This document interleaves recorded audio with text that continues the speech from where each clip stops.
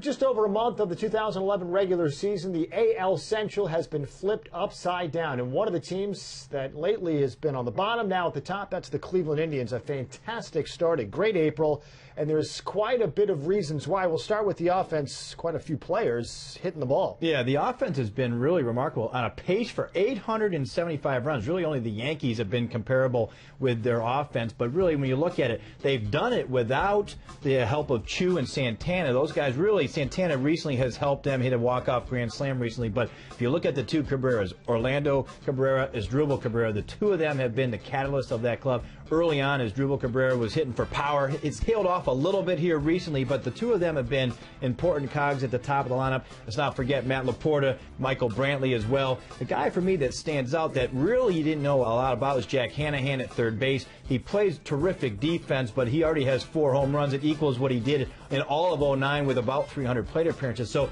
they're getting offense from a lot of different areas and maybe some areas that you really didn't expect. There's been 2 comebacks on the offensive side. One, not so much from injury. That, of course, is Travis Hafner, rejuvenated in the first part of this season. And then, of course, there's Grady Sizemore, who is returning from injury, and he's been great. Yeah, both of those guys really are. It's not all that surprising because they've done it before, but it is surprising because they've battled the health issues here the last couple of years, and they haven't been able to stay healthy. Hafner finally with that shoulder. He's driving the ball like you have seen out of him in the past. Sizemore with the knee. I thought it was an interesting decision by the Indians to have him play center field and not the corner position like we've seen with other players, because they realize that slowing down his running, you know, it takes a little bit more time, and in center field you have plenty of room in left and right center field, and you don't have to worry about the fence where that you might have a kind of a sharp and quick stop. So he's done some things offensively, too. When he's just come back, you would have expected maybe some struggle. So the offense has not been an issue, and I think they can continue it for the rest of the year. Indians fans certainly hope that both Hafner and Sizemore can continue to rake. Now, obviously, with the success, there's tons of good pitching.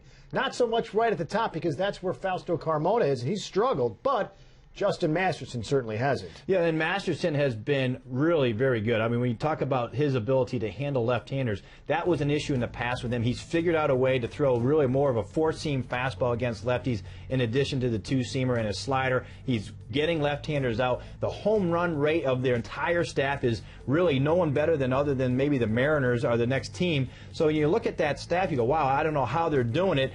Carrasco and Mitch Talbot are on the disabled list, so you know that there's a depth problem there. Josh Tomlin's been a nice surprise. I don't know if they can keep it up. I mean, Perez has been a great story at the back end, Chris Perez with the saves, but that's going to be the big concern going forward is, can the pitching staff continue to pitch at the high level?